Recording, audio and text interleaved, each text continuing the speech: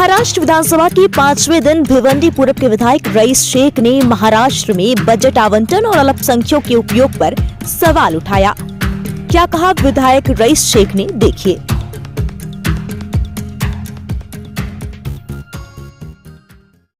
लक्षवेधी क्रमांक 11 अध्यक्ष महोदय, लक्षवेधी क्रमांक 11 रईस शेख महोदय छापल्याप्रमाणे।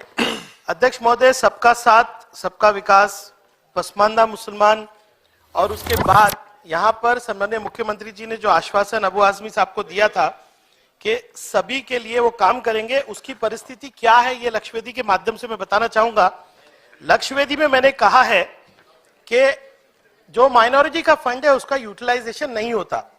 सम्माननीय मंत्री महोदय जी के उत्तर में यह आया कि बजट जो है 746 करोड़ था, यूटिलाइजेशन 536 करोड़ है और हमने 74% जो है यूटिलाइजेशन किया। अध्यक्ष महोदय, मैं बताना चाहूंगा कि महाराष्ट्र जो है देश का दूसरा सबसे बड़ा बजट है, लेकिन महाराष्ट्र में माइनॉरिटीज के लिए जो एलोकेशन है वो जो है आप देखिए 721 करोड़ है, लेकिन हमसे छोटे राज्य कर्नाटका हो या वेस्ट बंगाल हो, वहां पे 2000 करोड़ से ज्यादा एलोकेशन माइनॉरिटीज को दिया जाता है। अब मैं अध्यक्ष महोदय उत्तर पे आऊंगा। आप अगर देखेंगे तो यही लक्षवेधी मेरी 4 महीने पहले लगी थी। जो उत्तर पहले दिया गया वही तंत्र अभी दिया गया। उत्तर में यह कहा गया है कि हमारा 74% यूटिलाइजेशन है। मैं आपके माध्यम से मंत्री महोदय जी को उनके ही डिपार्टमेंट का दिया हुआ ये चार्ट बताऊंगा कि इसके अंदर मैंने स्कीम वाइज यूटिलाइजेशन मांगा है। स्कीम वाइज यूटिलाइजेशन आपकी 31 स्कीम्स है, उसमें 3 क्रमांक पे जो है वो क्षेत्रीय नागरिक क्षेत्र विकास कार्यक्रम है। अध्यक्ष महोदय, अगर आप उत्तर में देखेंगे तो यहां पे 140% यूटिलाइजेशन है।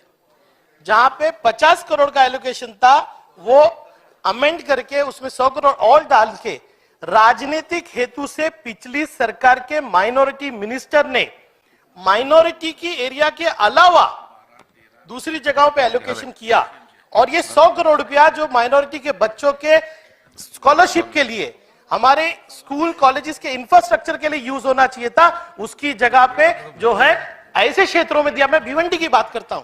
भिवंडी के कब्रिस्तानों के लिए फंड नहीं है, स्कूल के फंड नहीं है, लेकिन ऐसे क्षेत्रों में जहां माइनॉरिटी रहते भी नहीं वहां के गार्डन और रोड के लिए फंड दिया गया। मेरा पहला प्रश्न क्रमांक यह है कि ये जो 500 करोड़ का एलोकेशन हुआ था उसकी ये सरकार चौकसी करेगी क्या? दूसरा कि आप खुद ही देखिए कि आपके यहां पर माइनॉरिटी के बच्चों को स्कॉलरशिप मिलना है, उसका यूटिलाइजेशन क्या है? 10%। हमारे इंस्टीट्यूट्स को जो है इंफ्रास्ट्रक्चर के लिए फंड मिलना है, उसका यूटिलाइजेशन 0.76 है। अध्यक्ष महोदय, आपके उत्तर में लिखा गया है कि आपने कम से कम 150 करोड़ रुपया जो है यूटिलाइज नहीं किया। तो मुझे आपके माध्यम से सरकार ये बताएगी क्या कि यूटिलाइजेशन के लिए आप क्या करने वाले हो? दूसरा मेरा प्रश्न जो था अध्यक्ष महोदय, और उत्तर उसका आया है, विस्तारित उत्तर है, मैं धन्यवाद दूंगा। हमारे यहाँ पे जितनी भी माइनॉरिटीज के डिपार्टमेंट है उसमें 380 जो है पोस्ट है, जो अपने आप में कम है, लेकिन आज उसमें भर्ती भरलेली पद कितनी है? 165। आपके यहाँ पे वैकेंसी है 215। पिछले मेरे जो है लक्षवेधी के अंदर सम्मान्य मंत्री महोदय ने पटल पे आश्वासन दिया था कि हम भर्ती प्रक्रिया चालू करेंगे या पोस्ट को फिल करेंगे, और यह भी वादा किया था कि इसके बारे में शंभूराजे जी यहां पर है, बैठक करेंगे। आज तक वो बैठक नहीं हुई। तीसरा प्रश्न जो इसी के अंदर है अध्यक्ष महोदय, मैंने ये पूछा रईस जी, आप पहले जवाब लीजिए। अध्यक्ष महोदय, पूरे सब पूछेंगे तो अपने को जो जवाब चाहिए वो मिलेगा नहीं, इसलिए सर मेरे 5 क्वेश्चन है अध्यक्ष महोदय, जवाब के ऊपर ही है। हाँ। मैं स्कोप के बाहर बिल्कुल नहीं जाने वाला हूं अध्यक्ष महोदय। मैं इस उत्तर के अंदर जो लिखा है उसके बाहर नहीं जाऊंगा अध्यक्ष महोदय।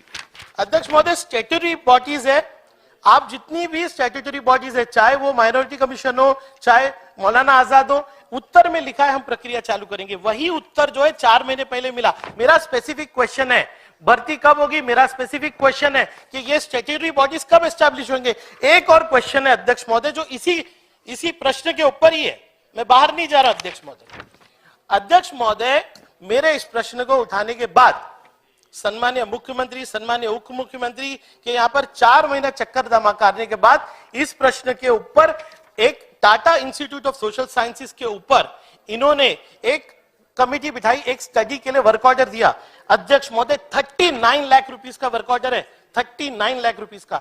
4 महीने से पाठपुरावा कर रहा हूं।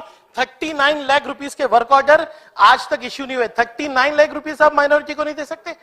आज आप कहते हो ये प्रश्न के उत्तर में कि महमूदुर रहमान कमेटी कहती है हमारी हालत बहुत खराब है, इसके लिए हमने टाटा इंस्टीट्यूट को अपॉइंट किया। अध्यक्ष महोदय, आप देखिए सप्लीमेंट्री बजट में 1 रुपया माइनॉरिटीज को नहीं मिला।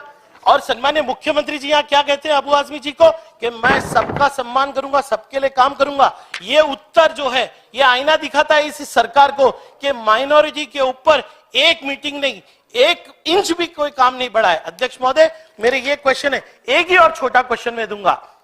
हमारे यहां से माइनॉरिटी मिनिस्टर थे थाना से, मैंने एक मांग की थी कि राबोड़ी के अंदर एक छोटा सा दफ्तर है जो मौलाना आजाद फाइनेंस कॉर्पोरेशन के फॉर्म एक्सेप्ट करता है, मुमरा और भिवंडी के। एक ऑफिस नहीं खोल पाए, एक ऑफिस नहीं खोल पाए। मैं सम्मान्य मंत्री महोदय से पूछूंगा कि क्या आप थाने की ये जो ऑफिस है राबोड़ी की ये वापस चालू करेंगे क्या, और मुमरा और थाना को आप उर्दू कर देंगे क्या? मेरे एप्लीकेशन 3 महीने से रखे हुए, हमारा दर्द है, सुनना पड़ेगा। आपकी भी सरकार थी, आपको वोट देके समर्थन दिया हमने, लेकिन आपके मिनिस्टरों ने क्या किया? चलो माननीय मंत्री महोदय उत्तर द्या। आपस में इतका महत्वाचा प्रश्न आहे, याच्याबद्दल कोणीही एकमेकाच्या विरुद्ध बोलणी, ज्याला बोलायचंय त्यांनी माझ्याशी बोलायचंय, त्याचं उत्तर मी देईल। सन्माननीय त्याची चिंता आपण करू नका। खरं म्हणजे एक महत्वाच्या प्रश्नाला गेल्या अनेक दिवसापासून रईस शेख सहित अनेक मायनॉरिटीचे आमदार त्याचा पाठपुरावा करू लागले। सन्माननीय रईस शेख अबू आझमी साहेबांनी 105 च्या नुसार लक्षवेधी सूचना आणि यामध्ये ज्या पद्धतीने त्यांची मागणी पहिली आहे, अल्पसंख्याक विकास विभागाच्या 21-22 या आर्थिक वर्षाच्या केंद्र आणि राज्य सरकारच्या योजनांपैकी निधी किती मोठ्या प्रमाणावर निधी खर्च न झाल्यामुळे 11 ऑगस्ट 2022 रोजी याला आपण वाचा फोडण्याचा काम केला निश्चित। परंतु रईस भाई, आपण जे प्रश्न मांडलेले आहे ते त्यामध्ये सत्यता भी आहे काही।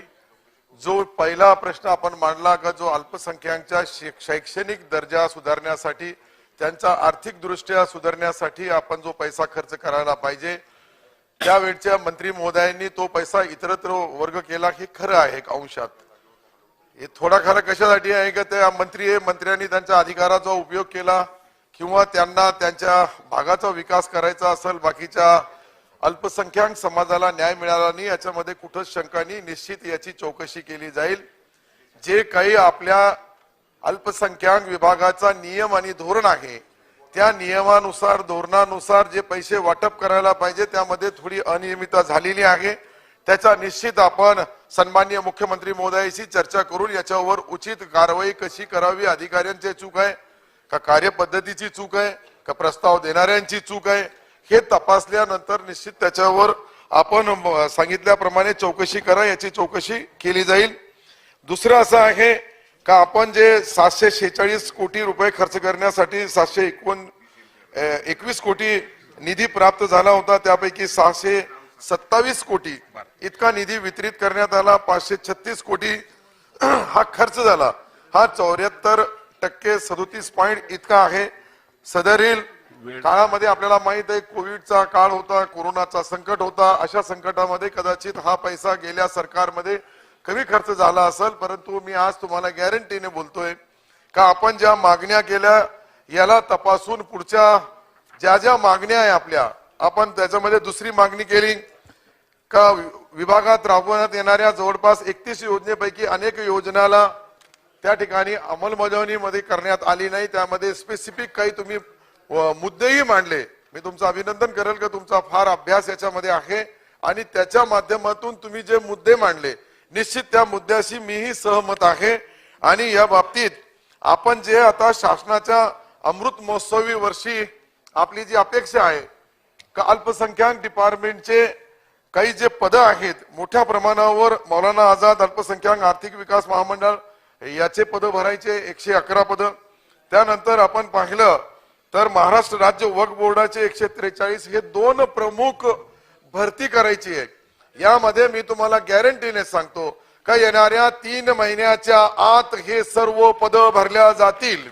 यामध्ये कुठेही शंका नाही. शेवटी आपल्याला डिपार्टमेंट चालवायचं आहे, तर त्या ठिकाणी अधिकारी कर्मचाऱ्याशिवाय डिपार्टमेंट चालू शकत नाही. आणि याच्यामध्ये अनेक समाजाच्या भावना जुडलेल्या आहेत. त्यामध्ये फक्त आपण पाहिलं तर मुस्लिम समाजनी अनेक समाज आहेत, दुसरे बाकीचे जे समाज त्याच्यामध्ये आहे ते त्यामध्ये मुस्लिम आहेत, बौद्ध आहेत, शीख आहे, ख्रिश्चन आहे, पारशी आहे, जैन आहे, ज्यू आहे, अशा अनेक जाती धर्माच्या ज्या भावना याच्याशी जुडलेल्या आहे, याला समोर ठेवून निश्चित आपण त्याच्याबद्दल आपल्या 3 महिन्याच्या आत त्या जागा भरल्या जातील. दुसऱ्या आपण ज्या भावना मांडल्या का एक ऑफिस होता आणि तो ऑफिस ठाण्यावरून चालू करण्यात आला नाही, त्याच्यासोबत मुंब्रा असल, भिवंडी असल किंवा वसई विरार असल, असे अनेक भाग त्या कार्यालयाला जुडलेले आहेत. तर निश्चित तात्काळ लवकरात लवकर तो कार्यालय सुरू करण्यात येईल.